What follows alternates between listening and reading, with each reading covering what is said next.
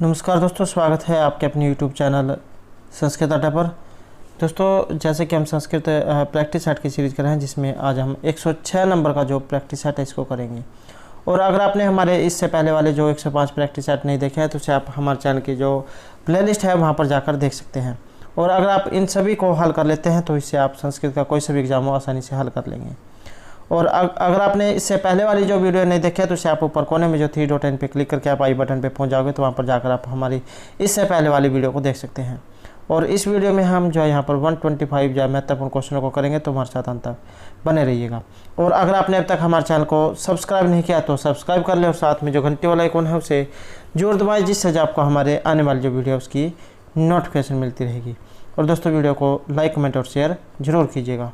और दोस्तों, एक जो है यहाँ पर महत्वपूर्ण सूचना रहेगी कि जिनका भी एग्ज़ाम 26 तारीख को है, तो 26 जो सितंबर को जिनका भी एग्ज़ाम है उनके एडमिट कार्ड जो है DTPSB के द्वारा जारी कर दिए हैं।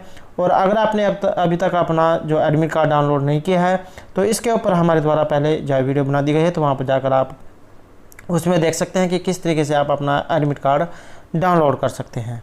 और रेट का जो एग्ज़ाम है इसका भी जो यहाँ पर 26 तारीख को एग्ज़ाम है, इसके ऊपर भी हमारे द्वारा पहले जो है वीडियो बना दी गई है कि किस तरीके से आप अपना जो एडमिट कार्ड है उसे आसानी से डाउनलोड कर सकते हैं।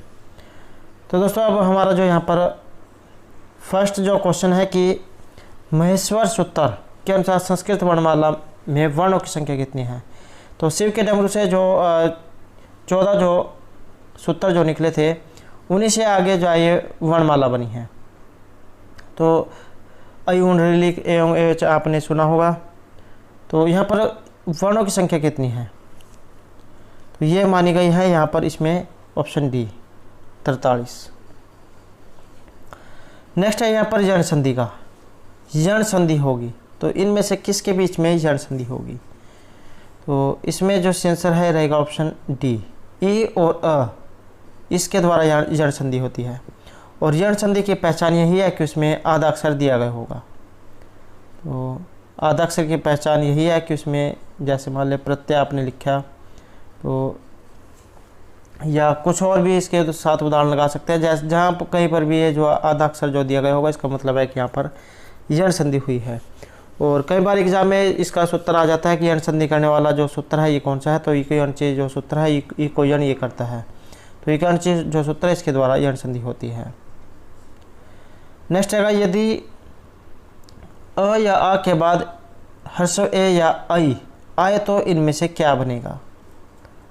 तो यहाँ जो आंसर है रहेगा हमारा ऑप्शन बी इसमें। तो आई जो है ये बनेगा, वृद्धि रची सूत्र है उसके द्वारा यहाँ पर इसमें जो है वृद्धि होगी। अ या आ के बाद ह्रस्व ए या दीर्घ ए हो तो इनको जो आई जो है यहाँ पर दीर्घ ए या बड़ी ए जो है हो जाती है। नेक्स्ट है स्वर संधि में आय होगा। तो इसमें से आंसर रहेगा ऑप्शन ए और अ जो है इसको करने वाला जो सूत्र है, अय करने वाला सूत्र ये रहेगा एचो आय वह है। तो ये जो है यहाँ पर अय इसको करेगा, अय आय अव आओ, तो ये जो है यहाँ पर करता है एचो आय वह है सूत्र। नेक्स्ट है हल संधि में विकार होता है। तो हल संधि में विकार होगा, ये रहेगा ऑप्शन ए। तो इसे जो है व्यंजन का विकार होता है या व्यंजन संधि से कहा जाता है। नेक्स्ट है गंगोदगम, गंगा प्लस उद्गम। कई बार एग्जाम में इसका संधि विच्छेद आ जाता है, तो ये महत्वपूर्ण है। इसका संधि विच्छेद यहाँ पर कौन सा है, तो गंगा प्लस उद्गम। यहाँ पर अ और उ को गुण जा यहाँ पर हो जाता है, तो गंगोदगम जाई रूप बनेगा। कई बार एग्जाम में इसकी संधि पूछ ली जा सकती है कि इसमें कौन सी संधि हुई है, तो गुण संधि यहाँ पर रहेगी अ और उ में ओ गुण। नेक्स्ट क्वेश्चन यहाँ पर कस्मिंचित। तो इसका जो संधि विच्छेद है ये कौन सा दिया है, सही आंसर है यहाँ पर ऑप्शन ए, इसमें सही आंसर है यहाँ पर ऑप्शन बी, यहाँ पर कस्मिन प्लस चित, कस्मिन चित या यहाँ पर ये रूप इसमें बनेगा। नेक्स्ट है झलाम झसनते। तो यहाँ पर ये जलाम जसवंते जो आया है, इसके अनुसार यहाँ पर संधि इनमें कौन सी है? जलाम जसवंते जलों को जसत्व ही करता है, तो ये बनेगा ऑप्शन डी यहाँ पर वागीश है। वाक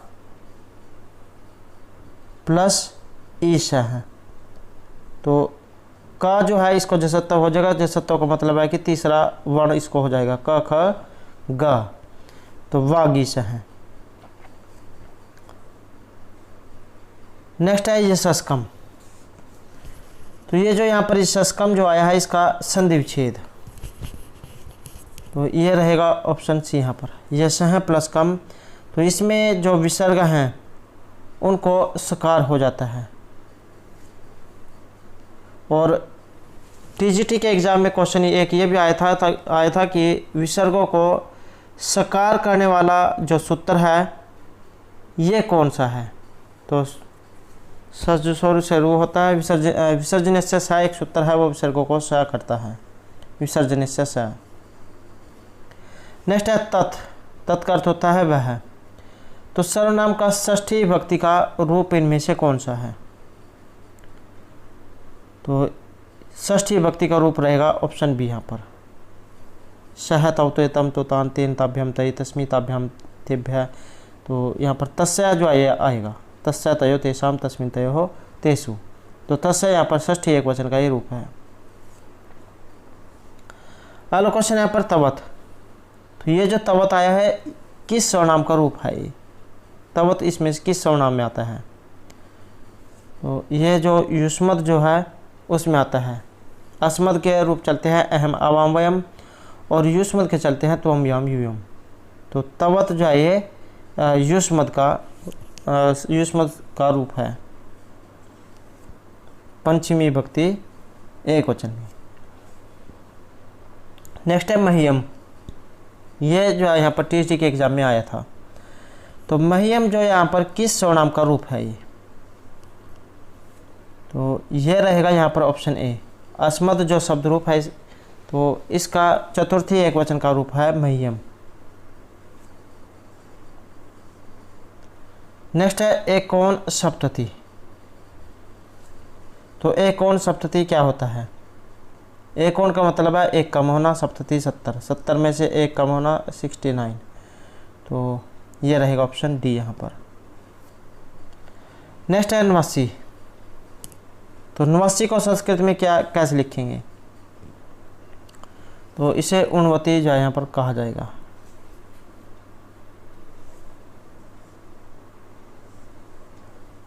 नेक्स्ट है द्विशब्द के रूप में। द्विशब्द के रूप किन वचनों में हो सकते हैं?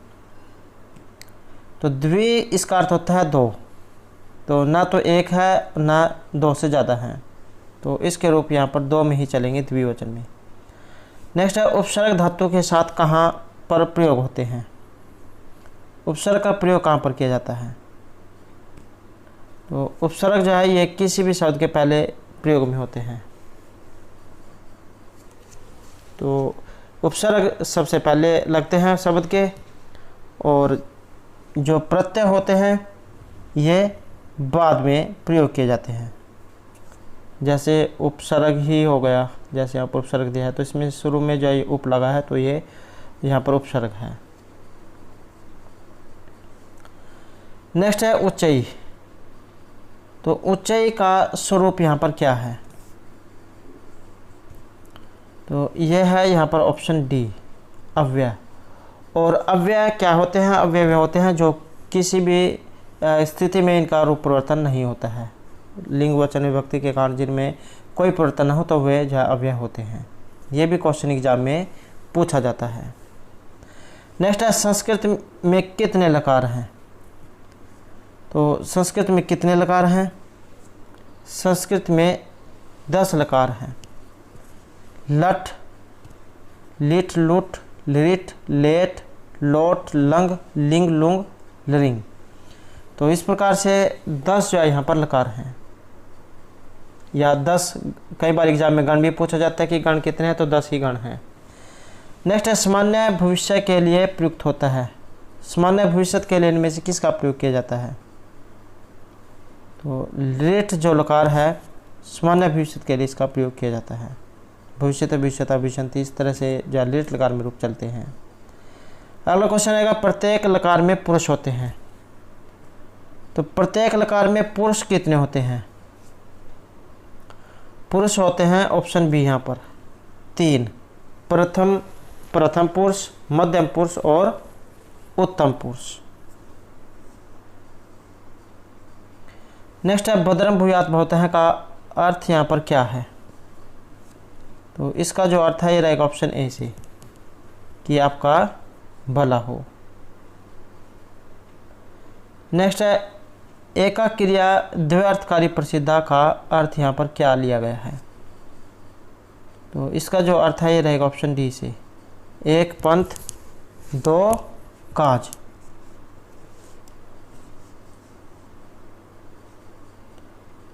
नेक्स्ट है, डंडा सबको ठीक करता है। तो इसका जो सही संस्कृत रूप इनमें से कौन सा है? तो ये है ऑप्शन सी यहाँ पर, कि दंड है शास्त्री प्रजा सर्वहा। नेक्स्ट है यहाँ पर दृश्य धातु है देखने अर्थ में, और कई बार एग्जाम में ये भी आ जाता है कि जैसे दृश्यति जो है इसका अर्थ क्या होता है, तो देखने में जो है प्रयोग की जाती है। और अगर लेट लकार प्रथम पुरुष एक वचन में इसका रूप देखें हम, तो ये इनमें से कौन सा बनेगा? तो लेट लकार प्रथम पुरुष और एक वचन में, तो ये रहेगा ऑप्शन बी यहाँ पर, द्रक्षति द्रक्षत हैं, द्रक्षन्ति, द्रक्षसि द्रक्षत, द्रक्षत, द्रक्षामि, द्रक्षामः, द्रक्षामः। तो ये तो यहाँ पर लेट लकार में है। और अगर लट लकार में आ जाए तो पश्यति पश्यतः पश्यन्त्यः, तो ये इसके रूप बनेंगे। नेक्स्ट है, भू धातु है होने अर्थ में, और लट लकार उत्तम पुरुष और एक वचन में। तो उत्तम और एक वचन में, तो भवती भवतः भवन्ति, भवसि भवतः भवत, भवामि भवामः, भवामः। तो इसका रूप यहाँ पर कौन सा बनेगा? तो अणिजंत में जो है यहाँ पर अलग रूप बनते हैं, तो इजंत में बनेगा ऑप्शन ए, भाव्यामि। नेक्स्ट है, तृतीय विभक्ति में कवि शब्द का सही रूप।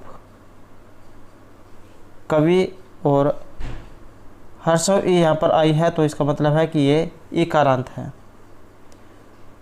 जैसे हरि होता है। तो कवि का सही रूप इनमें से कौन सा होगा? तो ये होगा यहाँ पर ऑप्शन ए, इसमें तृतीय विभक्ति, और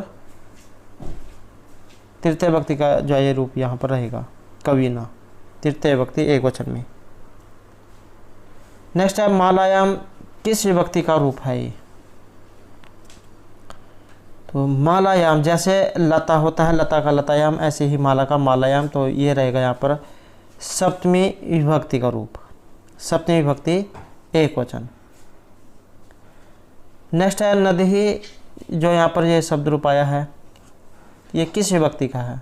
और नदी जो आया है इसका मतलब है कि यहाँ पर इसमें दीर्घ ई है, तो दीर्घ इकारांत की तरह जो इसके रूप चलेंगे यहाँ पर। तो कौन सी विभक्ति का ये रहेगा? तो ये है ऑप्शन बी यहाँ पर, द्वितीय विभक्ति का।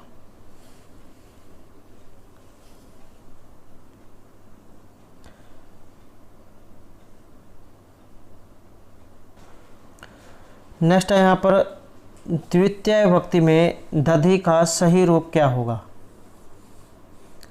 तो दधि का अर्थ होता है दही, और सही रूप इनमें से कौन सा बनेगा द्वितीय विभक्ति में? तो ये है ऑप्शन डी यहाँ पर, दधि, दधि, दधिनी, दधिनी, तो द्वितीय बहुवचन में। नेक्स्ट है, मधुनी किस विभक्ति का रूप है? तो ये है यहाँ पर ऑप्शन 20 में, द्वितीय विभक्ति का, और नपुंसकलिंग में ये रहेगा। हर्ष उकारांत जो है यहाँ पर ये रहेगा, मधु में जो छोटा ऊ है जिसे हर्ष उ कहा जाता है, तो इस तरह के से जो इसके रूप चलेंगे यहाँ पर जो हर्ष उ में है। और प्रथमा और द्वितीय दोनों विभक्तियों के द्विवचन में मधुनी रूप बनता है। जो नपुंसकलिंग जो होती है उसकी पहली जो दो विभक्तियाँ हैं वे अलग होती हैं, बाकी और जो सभी हैं ये पुल्लिंग की तरह ही चलती है। नेक्स्ट है येन अंग विकार हैं। तो यहाँ पर सूत्र इसका जो सूत्र है इसमें विभक्ति कौन सी है? तो जहाँ पर कोई अंग विकार दिखाया जाता है तो इसमें जो तृतीय जो विभक्ति है इसका प्रयोग किया जाता है। यदि शरीर के किसी अंग में कोई विकृति दिखाई पड़े तो वहाँ पर तृतीय विभक्ति होती है। जैसे नेत्रेण कारण है, कर्णेन बधिर हैं, देवदत्त हैं, शीर्षा खलवाट हैं। तो जहाँ पर यह दिए गए होंगे वहाँ पर ये अंग विकार जो है ये अंग विकार सूत्र लगेगा। और एक जो है इसी के साथ पूछा जाता है इत्थम भूत लक्षणे, कि जिस लक्षण से किसी व्यक्ति या वस्तु का ज्ञान होता है तो उस लक्षण बोधक शब्द से तृतीय विभक्ति होती है। जहाँ पर कोई लक्षण दिखाई देते हैं, जैसे इसके बाल बड़े बड़े हैं, तो जैसे जटाभी ताप से हैं, जटाव से तपस्वी ज्ञात होता है। तो जहाँ पर कोई लक्षण दिखाई देते हैं तो वहाँ पर तृतीय विभक्ति का प्रयोग किया जाता है। सूत्र रहेगा इत्थम भूत लक्षणे। नेक्स्ट रहेगा अभितः के योग में विभक्ति। तो यहाँ पर जो ये अभिता आया है इसके योग में विभक्ति कौन सी होती है? तो अभिता जो है अभिता, प्रीतः, समय, निक्षाहा, प्रति, तो इन सभी के योग में जो द्वितीय जो विभक्ति है इसका प्रयोग किया जाता है। जैसे निरुपम अभिता है, प्रीतः वा, ग्रामम समय निक्षाहा वा, दिनम प्रतिदयः कुरु, हा नास्तिकम यह ईश्वरम न मन्यते। तो जहाँ पर ये जो अभिता, प्रीतः, समय, निक्षा दिए गए होंगे तो इनके योग में जो द्वितीय विभक्ति है उसका प्रयोग किया जाएगा। अगला क्वेश्चन है यहाँ पर अंतरेण युक्ते सूत्र। जहाँ पर ये अंतरेण अंतर जो दिया गया होगा तो इनके योग में कौन सी विभक्ति का प्रयोग किया जाएगा? तो इसमें जो है ये रहेगा ऑप्शन सी यहाँ पर। तो कर्म कारक जो है उसका यहाँ पर प्रयोग किया जाता है अंतरा के योग में।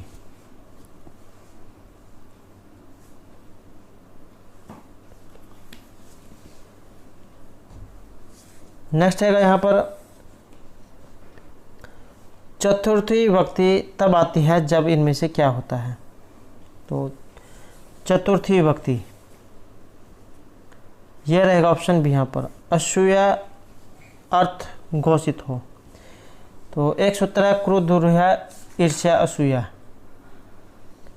यम प्रति कोप है। तो क्रोध, है, ईर्ष्या और असूया इन धातुओं के योग में तथा इन धातुओं के समान अर्थ वाली धातुओं के योग में जिसमें क्रोध दिखाया जाता है तो वहाँ पर चतुर्थी जो विभक्ति है उसका प्रयोग किया जाता है। जैसे पिता पुत्राय क्रोध्यति या दुष्टाः सज्जनेभ्यो द्रुह्यन्ति, गोविंदः मह्यम ईर्ष्यति या खलः सज्जनाय असूयति, सीता रावणाय अकुप्यत। तो जहाँ पर ये क्रोध, है, ईर्ष्या, असूया दिए गए होंगे तो इनके योग में चतुर्थी विभक्ति का प्रयोग होगा। अगला क्वेश्चन यहाँ पर चर्मणि द्वीपनम हंति वाक्य में चर्मणि है। तो चर्मणि जो है यहाँ पर इसमें कौन सी विभक्ति का प्रयोग हुआ है? चर्मन शब्द है इसमें, और इसमें रहेगा ऑप्शन ए, सप्तमी जो विभक्ति है उसका इसमें प्रयोग किया गया है। चर्मणि द्वीपिनम हंति।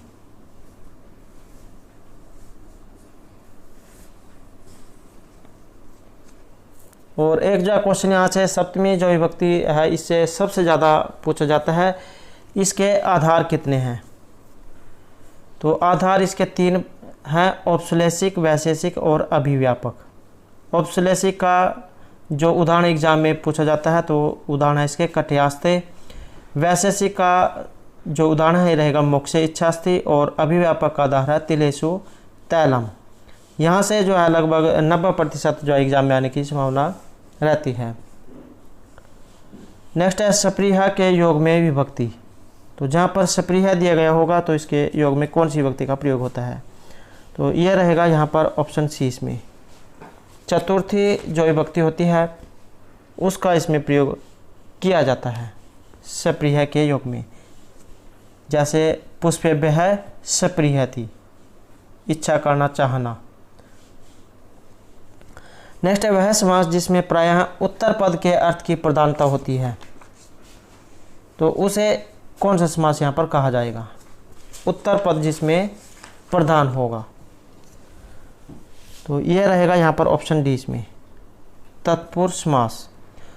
और जो अव्ययभाव समास है इसकी पहचान क्या है कि जहाँ पर शुरू में अव्यय उपसर्ग दिया गया होता है तो वहाँ पर अव्ययभाव समास होता है।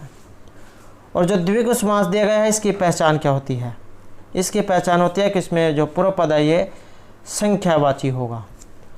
और एक जो एग्जाम में सबसे ज़्यादा क्वेश्चन पूछा जाता है इसके भेदों के बारे में, किसके भेद कितने हैं, तो इसके 3 भेद होते हैं, इतरेतर द्वंद्व, समाहार द्वंद्व और एक शेष द्वंद्व समास। इतरेतर जो द्वंद्व समास है इसका उदाहरण, और इन तीनों के उदाहरण महत्वपूर्ण है, तो इतरेतर द्वंद्व समास का उदाहरण है शिव केशव। और जो समाहार द्वंद्व है इसका उदाहरण है पाणिपादम, पाणिच पादव च तेषम समाहार है। और जो एक शेष द्वंद्व समास है इसका उदाहरण है जहाँ पर एक शेष रहेगा, अर्थात जैसे पितरों, माता चाहे पिता चाहे। तो यहाँ पर उत्तर जिसमें प्रदान होगा तो वो उसे तत्पुरुष समास कहा जाएगा। नेक्स्ट है विष्णु के बाद का संपूर्ण पद इनमें से कौन सा है? तो ये रहेगा ऑप्शन ए। यहाँ पर ये है ऑप्शन ए, अनु विष्णु, विष्णु पश्चात, विष्णु के बाद। नेक्स्ट आएगा यहाँ पर सहरि में समास। तो सहरि में समास कौन सा है? इसमें रहेगा ऑप्शन बी, अव्ययभाव समास। शुरू में सह जो दिया गया है तो जहाँ पर अव्यय उपसर्ग दिया गया हो तो वहाँ पर अव्ययभाव समास होता है। हरे सादृश्यम, अव्ययभाव समास। अगला क्वेश्चन है चौर्भ्यम का। चौर्भ्यम में समास कौन सा है? चौर्भ्यम, चौराभ्यम, चौरगसीभ्यासु। तो इसमें रहेगा यहाँ पर पंचमी तत्पुरुष समास। राइट आंसर रहेगा ऑप्शन ए। और एक एग्जाम में क्वेश्चन ये भी पूछा जाता है कि तत्पुरुष समास के भेद कितने हैं? तो जो तत्पुरुष समास है इसके भेद हैं 6। कई बार एग्जाम में ये उलझ जाते हैं कि पता नहीं कितने भेद होंगे। तो जो विभक्ति जो होती है द्वितीय, तृतीय, चतुर्थी, पंचमी, षष्ठी, सप्तमी, तो ये जो है यहाँ पर इसके भेद माने गए हैं। तो इस तरीके से 6 यहाँ पर भेद बताए गए हैं। अगला क्वेश्चन है चतुर्थी तत्पुरुष समास का। तो चतुर्थी तत्पुरुष समास का उदाहरण इनमें से कौन सा है? तो ये है ऑप्शन सी यहाँ पर, युप दारू, युपाय दारू, युप गे दारू सु। नेक्स्ट है समास में प्रथम शब्द संख्यावाचक हो तो वह समास कौन सा होगा? तो जिसमें पहला संख्यावाची हो तो उसे द्विगु समास कहा जाता है। और जिसमें दोनों पद प्रदान हो, तो जिसमें दोनों प्रदान होंगे तो वो होगा द्वंद्व समास। द्वंद्व समास के 3 भेद हैं, इतरेतर द्वंद्व, समाहार द्वंद्व और एक शेष द्वंद्व समास। बहुब्री वहाँ पर होता है जहाँ पर अन्य पद प्रदान होता है। और ये जो यहाँ पर न तत्पुरुष समास दिया गया है इसके भी उदाहरण बहुत से बार पूछे जाते हैं। तो जैसे यहाँ पर न तत्पुरुष समास है इसका उदाहरण रहेगा अभ्रमण है, न भ्रमण है, न तत्पुरुष समास। और प्रादि तत्पुरुष समास इसका उदाहरण है जैसे कुपुरुष हैं, कुत्सित पुरुष हैं, और प्राचार्य हैं, प्रगत आचार्य हैं। और एक पूछा जाता है उपपद तत्पुरुष समास का। इसका उदाहरण है कुंभकार हैं, कुंभम करोति, कुंभकार हैं। तो कुंभकार जो है इसका यहाँ पर उदाहरण है उपपद तत्पुरुष समास का। नेक्स्ट है शशि शेखर हैं में समास कौन सा है?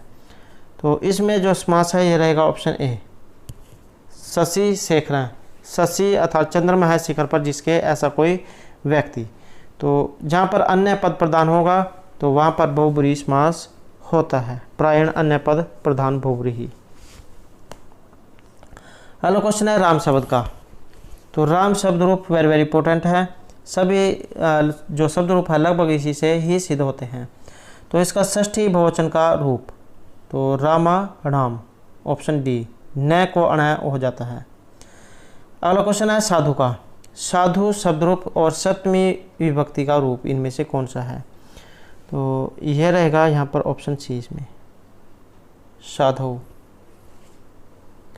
नेक्स्ट है धेनव। धेनु घाय, और किस विभक्ति का ये रूप है? धेनव। तो ये है यहाँ पर प्रथमा विभक्ति का। नेक्स्ट है छोटी से छोटी व्यक्त खंड ध्वनि को कहा जाता है। तो छोटी से छोटी जो व्यक्त खंड ध्वनि है इसे क्या कहा जाता है? तो यहाँ जो हमारा आंसर है रहेगा ऑप्शन ए, वर्ण, या जो लघुतम इकाई है उसे यहाँ पर वर्ण कहा जाता है। नेक्स्ट है महेश्वर सूत्र के अनुसार कुल स्वर कितने हैं? तो महेश्वर सूत्र के अनुसार कुल स्वर ये माने गए हैं यहाँ पर 9। अ ई उ री री ए आई ओ औ, तो 9 ये रहेंगे। नेक्स्ट है वाक्य में संधि करना अथवा न करना क्या है, तो ये ऐच्छिक है। नेक्स्ट है धातु और उपसर्ग में संधि करना, तो धातु और उपसर्ग में संधि करना ये अनिवार्य है, ऑप्शन सी। नेक्स्ट है द्रक्ष्यति किस धातु का लिट लकार प्रथमपुरुष एकवचन का रूप है, तो द्रक्ष्यति यहाँ पर इसमें इस तरीके से पूछ लिया गया है। तो द्रक्ष्यति एक यह लिट लकार में बनेगा और प्रथम पुरुष एकवचन का है और धातु कौन सी है, तो दृश्य धातु है यहाँ पर देखने अर्थ में, ऑप्शन सी हमारा सही आंसर रहेगा। नेक्स्ट है नम धातु है यहाँ पर नमस्कार करने अर्थ में और उत्तम पुरुष एकवचन का रूप, तो यह रहेगा यहाँ पर ऑप्शन डी इसमें नंदश्यामी। अगला क्वेश्चन रहेगा द्विशब्द, द्वि का अर्थ होता है 2, तो कौन से लिंग में बनेंगे, तो ये जो है यहाँ पर तीनों लिंगों में बन सकते हैं। नेक्स्ट है संस्कृत में जो 10,000 है इसे आप कैसे लिखेंगे, तो 10,000 को लिखा जाता है यहाँ पर अयुतम, तो सी आंसर ऑप्शन ए रहेगा, सहस्र होता है 1000 लक्षम लाख। नेक्स्ट आएगा मैनाक, ये जो मैनाक जो है ये किसके पुत्र थे, तो ये यहाँ पर हिमालय के, ऑप्शन बी। और जो माता जो है इनके नाम पर इनका नाम पड़ा है मैनाक, माता का नाम मेना जो है इनका था, तो मेना के नाम पर मैनाक जो है ये इनका नाम पड़ा है। नेक्स्ट है यहाँ पर प्रारभ्यता न खलु विघ्न भेन नीचे, तो सी आंसर रहेगा ऑप्शन सी। यहाँ पर जो दुष्ट व्यक्ति जो होते हैं वो ये देखकर कि बहुत काम मुश्किल है या बहुत इसमें जो है करने में जोर लगेगा तो उसको जो है नहीं शुरू करते हैं। जो उत्तम प्रवृत्ति के होते हैं वो अगर कार्य शुरू कर देते हैं तो उसे पूरा करके ही छोड़ते हैं। नेक्स्ट है यहाँ पर करुणा प्राणायाम काया है भांति, तो यहाँ पर जो ये आया है तो किसके लिए आया है, ये रहेगा ऑप्शन डी परोपकार के लिए। ये भांति का है करुणा प्रणाम परोपकारी न तो चंद्रेन, जो महर्षि भर्तृहरि जो है उनके द्वारा जो नीति शतक लिया गया है वहाँ से ये लिया गया है। और भर्तृहरि को 3 शतकों के लिए जाना जाता है, नीति शतक, नीति श्रृंगार और वैराग्य शतक के लिए। नेक्स्ट है ये परहितम स्वार्थाय निघ्नन्ति नीति शतक के अनुसार वे लोग कौन हैं, तो ये हैं यहाँ पर मनुष्य राक्षसः, और ये भी नीति शतक से लिया गया है, मनुष्य के रूप में राक्षस। नेक्स्ट है पर्वत के पंख इनमें से किन के द्वारा काट दिए गए थे, तो ये थे ऑप्शन ए यहाँ पर इंद्र के द्वारा। नेक्स्ट है ना अस्ति उद्यम समम, तो परिश्रम के समान क्या नहीं होता है, तो बंधु। आलस्यमि मनुष्य नाम श्रीरस्तो महान रिपु ना अस्ति उद्यम समम बंधु कृतो नाव सिद्धति, तो यह भी जो नीति शतक जो है वहाँ से लिया गया है। नेक्स्ट है लक्ष्मी ने निष्ठुरता का गुण किससे प्राप्त किया है, तो ये जो गुण है ये लिया गया है यहाँ पर ऑप्शन डी कौतुक मणि से। और जो कादम्बरी जो है ये महर्षि बाणभट्ट जो है उनके द्वारा लिखा हुआ ग्रंथ है, और जो बाणभट्ट है उनके द्वारा जो एक कादम्बरी जो है 2 भागों में ये लिखी गई है।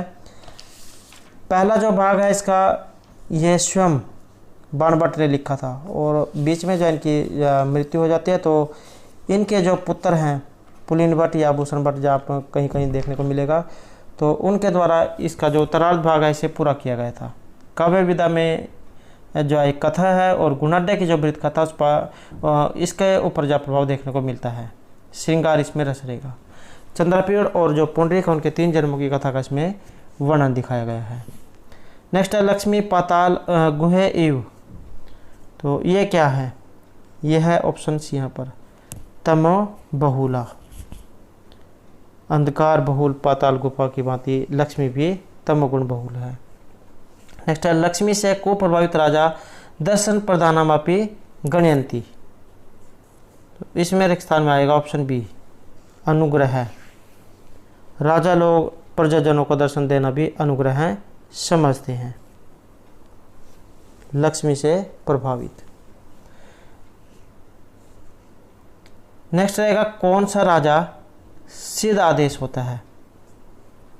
तो ये जो अरुण प्रताप जो होते हैं ये सिद्ध आदेश होते हैं, अर्थात इनके अनुसार जो तेजस्वी राजा ही त्रिकालदर्शी योगी की भांति सिद्धांत होते हैं।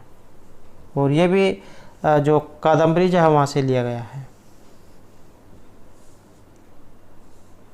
नेक्स्ट रहेगा लक्ष्मी साधुभाव की है।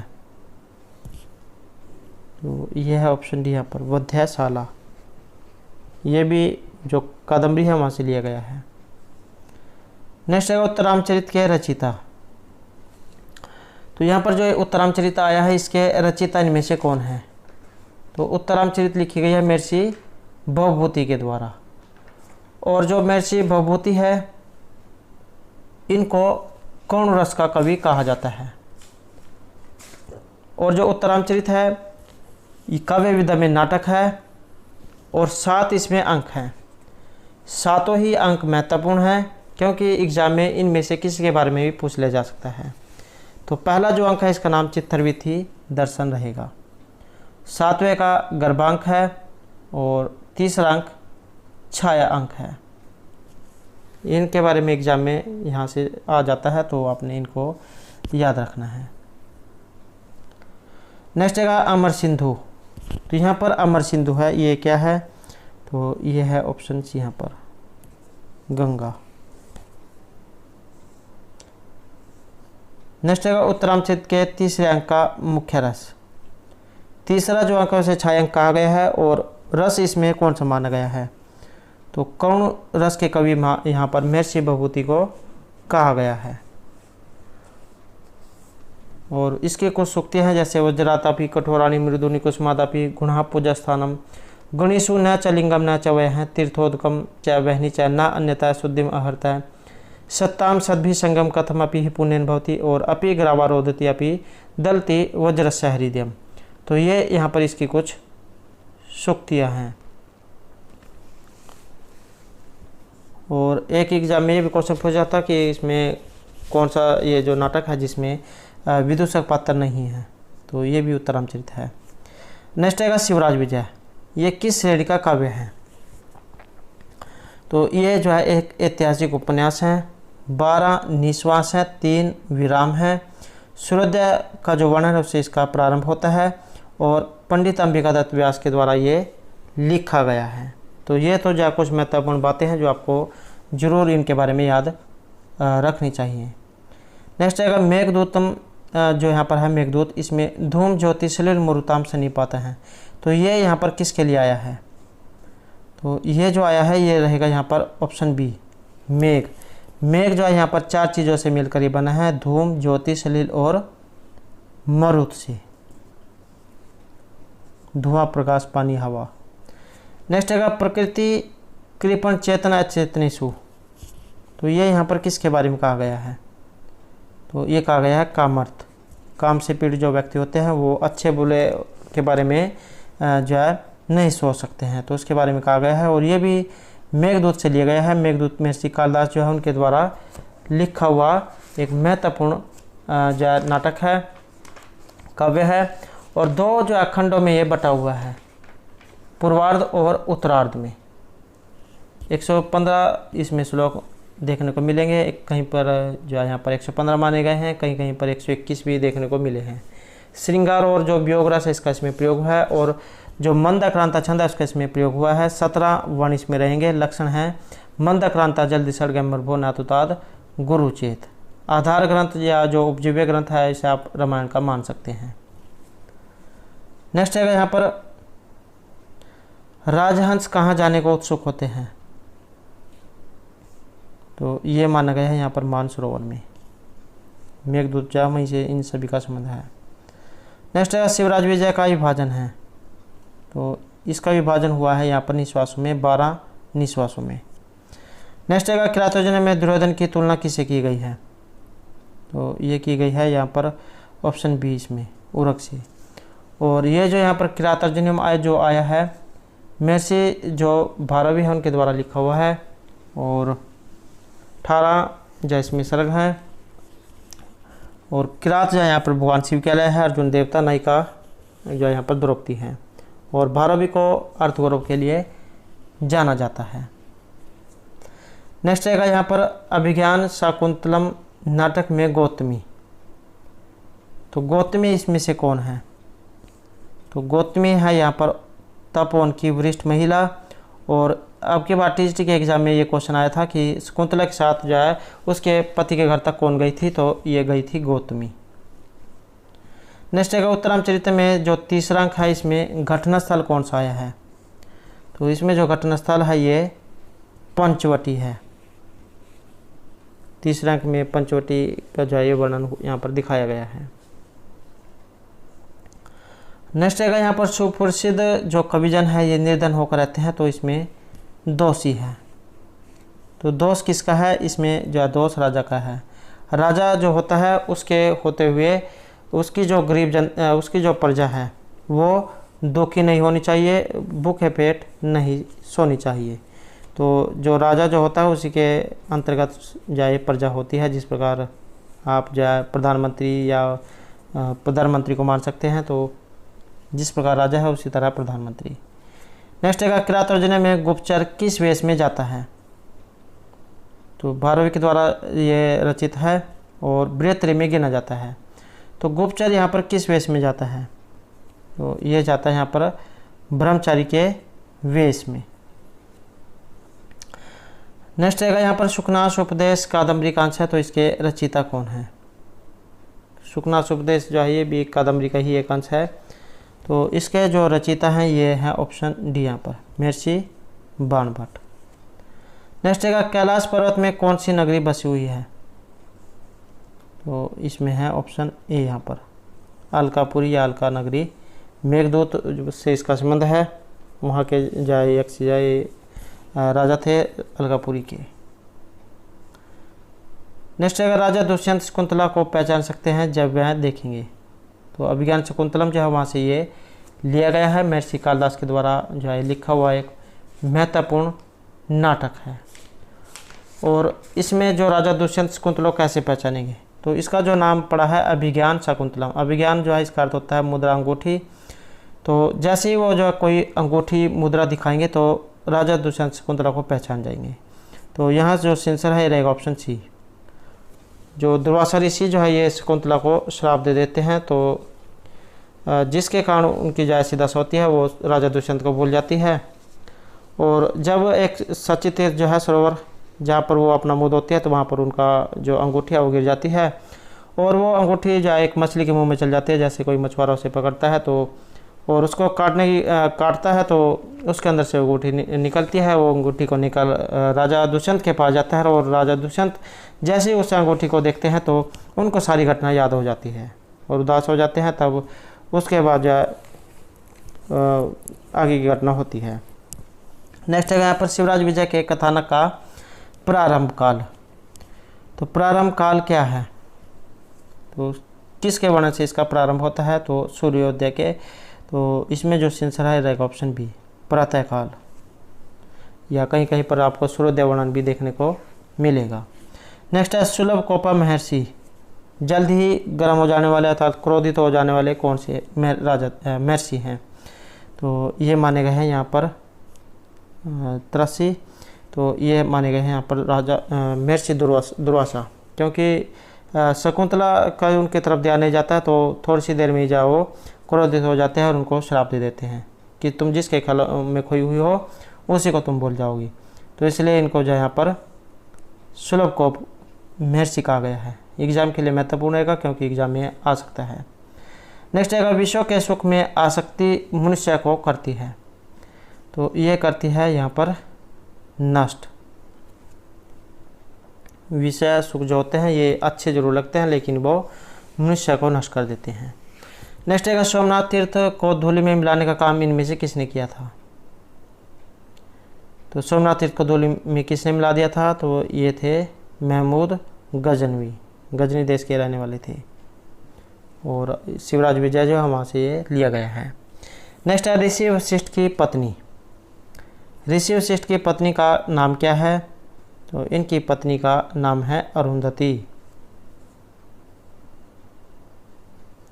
नेक्स्ट है सोमनाथ तीर्थ का देवता कौन है? तो इसके जो देवता हैं ये महादेव हैं, भगवान शंकर। नेक्स्ट है शकुंतला को विदाई का आदेश इनमें से किसने दिया था? अभिज्ञान शकुंतलम जो है उसका जो चौथा अंक वहाँ से लिया गया है। और जब शकुंतला अपने पति के घर को जाने वाली होती है, तो ये जो विदाई का जो आदेश है ये महर्षि जो कण्व है उन्होंने दिया था। और इन्हें कश्यप के नाम से भी जाना जाता है। जब सोमतीर्थ पर गए हुए थे महर्षि कण्व, तब आकाशवाणी ने जो उनके बारे में सूचना दी थी कि तुम्हारी जो पुत्री है ये गर्भवती है। तो आकाशवाणी जो है ये हुई थी। नेक्स्ट है सूरवीर महितल पर अपना प्रभाव प्रकट कर सकता है। तो सूरवीर महितल पर, तो ये रहेगा ऑप्शन सी यहाँ पर, पराक्रम। नेक्स्ट है नीति शतक में पूर्व तपसा खलु संचितानी किसके लिए आया है? ये आया है यहाँ पर भाग्य के लिए। और यह जो नीति शतक है भर्तृहरि के द्वारा लिखा गया है। नेक्स्ट है द्वैतवन में गुप्तचर किसके पास लौटा था? तो एक तो जो है द्वैतवन जो है एग्जाम में ये भी क्वेश्चन पूछा गया था कि द्वैतवन का वर्णन कहाँ पर हुआ है। तो ये जो किरात अर्जुनियम जो है इसमें द्वैतवन का प्रयोग हुआ है। और किसके पास लौटे थे? तो ये थे यहाँ पर युधिष्ठिर के पास। नेक्स्ट है राज्य विषय विकार पर्दा है। तो इस प्रकार का जो यहाँ पर शब्द ये आया है, तो ये किसके लिए आया है? ये रहेगा ऑप्शन ए यहाँ पर, राजलक्ष्मी के लिए। और जैसे यहाँ पर आपने इसमें राजलक्ष्मी सुना तो इस आपके जो मन है उसमें एकदम से आ जाना चाहिए कि राजलक्ष्मी का जो वर्णन है कहाँ पर हुआ है। तो बाणभट्ट के द्वारा लिखी गई कथा जो है कादम्बरी, वहाँ पर इसका प्रयोग हुआ है कि राजलक्ष्मी जो होती है ये राज्य रूपी विष के विकार से आलस्य उत्पन्न कर देती है, तंद्रा पर्दा। नेक्स्ट है प्रवृत्ति साराह खलु मादृशाम गिर है। तो यहाँ पर मादृशाम से क्या अर्थ लिया गया है? मुझ जैसे। तो इसका जो अर्थ है ये लिया गया यहाँ पर गुप्तचर से, मुझ गुप्तचर जैसे व्यक्ति के लिए ये आया है। किरात जन्म से ये भी लिया गया है। नेक्स्ट है यश के विरह का कितना समय बीत चुका है?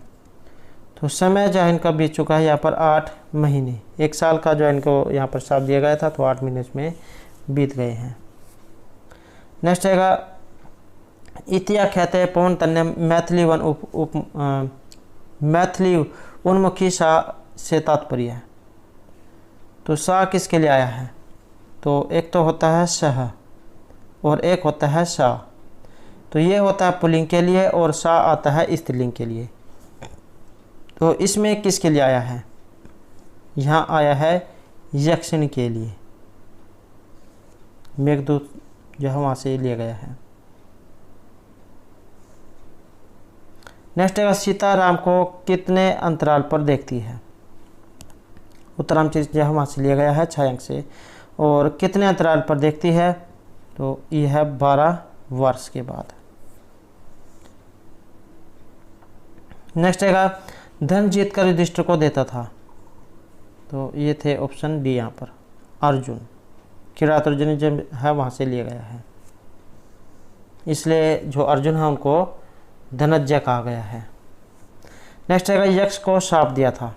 तो यक्ष जो है किसके द्वारा शापित हुए थे? तो इनको जो शाप है ये कुबेर ने दिया था, क्योंकि कुबेर की सेवा में इन्हें जो है हर रोज़ सुबह एक पुष्प अर्पित करना होता था। और इनका जो है उस समय जो है नवविवाहिता थे, अर्थात ताज़ा जो है उनका विवाह हुआ था। तो इस कारण से जो है सुबह जल्दी नहीं उठ पाते थे और वो जो सुबह वाले काम को शाम को ही कर देते थे। एक दिन जो है जो फूल जो होते हैं उसमें एक भंवरा जो अंदर बंद हो जाता है और जैसे ही कुबेर सुबह फूल को खोलते हैं तो उनके हाथ पर भंवरा काट जाता है। तो इससे जो उनकी चालाकी के बारे में पता लग जाता है और उनको श्राप दे देते हैं। नेक्स्ट आएगा महमूद गजनवी की राजधानी सिंधु नदी पार करके कौन सी थी? गजनवी की राजधानी, तो गजनी के रहने वाले थे, तो ऑप्शन ए रहेगा। नेक्स्ट है शिवराज विजय में कन्याकुब्ज के राजा, तो ये है जयचंद्र। सभी का संबंध यहाँ पर शिवराज विजय से है। नेक्स्ट है उत्तरामचरित में सीता की सखी का नाम। ये आपके बार एग्जाम में क्वेश्चन आ सकता है कि उत्तरामचरित में सीता की सखी का नाम इनमें से क्या है? तो इनकी सखी का नाम रहेगा वासंती। तीसरा जो अंक है वहाँ से लिया गया है। नेक्स्ट है बाणभट्ट की किस रीति में अपने काव्य की रचना की है? तो बाणभट्ट ने कौन सी रीति में की है? ये की गई है पांचाली रीति में। अगला क्वेश्चन है तेजस्वी पुरुष स्वाभाविक रूप से होते हैं, तो किस प्रकार के होते हैं? तो ये होते हैं शूरवीर, ऑप्शन बी।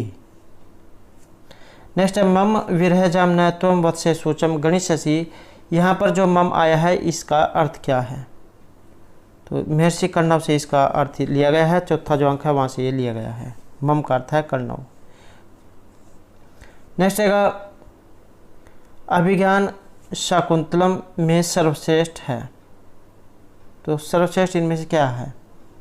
वैसे तो ये नाटक है, तो आंसर ऑप्शन सी रहेगा। और चौथा जो अंक है वहाँ पर इसके बारे में बताया भी गया है कि काव्यस्य नाटकम रम्यम तत्तरम्य शकुंतला, तत्तरपि चतुर्थ अंक है, तो उसमें भी जो चौथा अंक है उसे महत्वपूर्ण माना गया है। तो सर्वश्रेष्ठ ये नाटक है। अभिज्ञान शकुंतलम, नायक राजा दुष्यंत और नायिका शकुंतला है। 7 अंक है। श्रृंगार रस है। काव्य विधा में ये नाटक है और मुद्रिका चिन्ह के आधार पर इसका नाम ये रखा गया है, अभिज्ञान शाकुंतलम।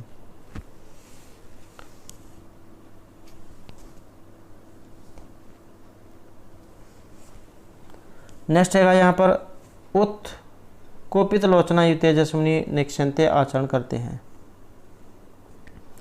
तो ये रहेगा यहाँ पर ऑप्शन 20 में, लक्ष्मी से प्रभावित राजा। लक्ष्मी जो होती है उससे कुप्रभावित जो राजा लोग होते हैं वो नेत्र रोग की भांति तेजस्वी को नहीं देख पाते हैं। नेक्स्ट है विद्या विहीन है। विद्या से हीन किस प्रकार के व्यक्ति होते हैं? तो ये होते हैं पशु के समान। नेक्स्ट है विचित्र उपाकल चित्तवृत्ति है, सुभाषित ग्रंथ है, तो ये सूक्ति कहाँ से ली गई है? ये ली गई है किरात अर्जुनियम से। नेक्स्ट है मुनि अगस्त्य की पत्नी का नाम, तो अगस्त्य जो थे इनकी जो पत्नी है इनका नाम था लोपामुद्रा, ऑप्शन ए। और स्वयं जो इन्होंने इसका जो नाम ये रखा था लोपामुद्रा।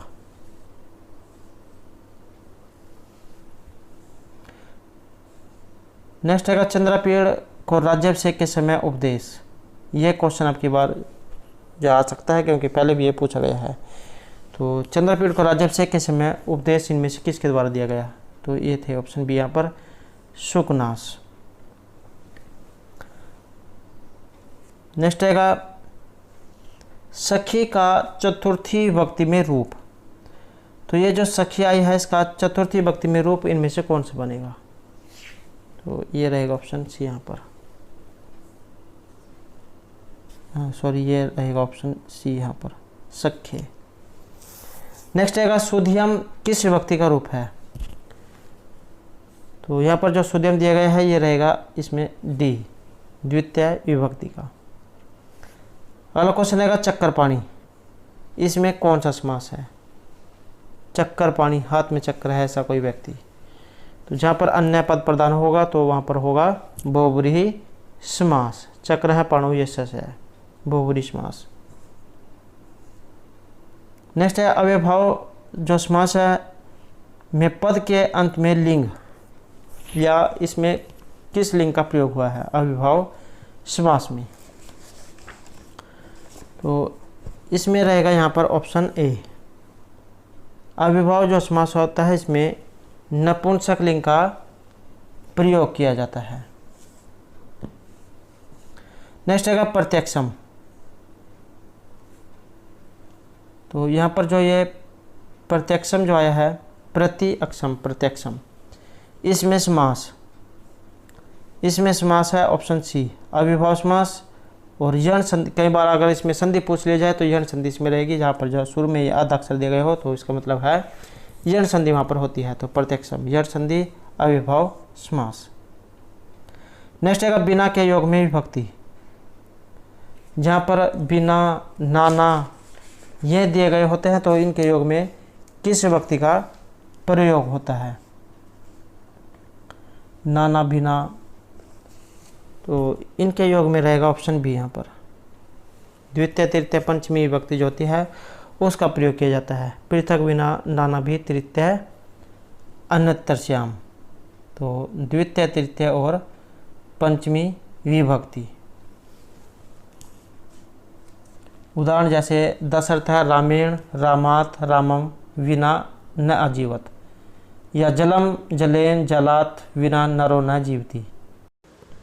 तो दोस्तों ये थे हमारे यहाँ पर संस्कृत प्रैक्टिस सेट से संबंधित कुछ महत्वपूर्ण क्वेश्चन जो आपके आगे आने वाले एग्जाम के लिए महत्वपूर्ण होंगे। और दोस्तों अगर आपने अब तक हमारे चैनल को सब्सक्राइब नहीं किया तो सब्सक्राइब कर ले और साथ में जो घंटे वाला आइकॉन है उसे जरूर दबाएं, जिससे आपको हमारे आने वाली जो वीडियो उसकी नोटिफिकेशन मिलती रहेगी। और दोस्तों वीडियो को लाइक, कमेंट और शेयर जरूर कीजिएगा। और हमारे साथ अंत बनाने के लिए धन्यवाद।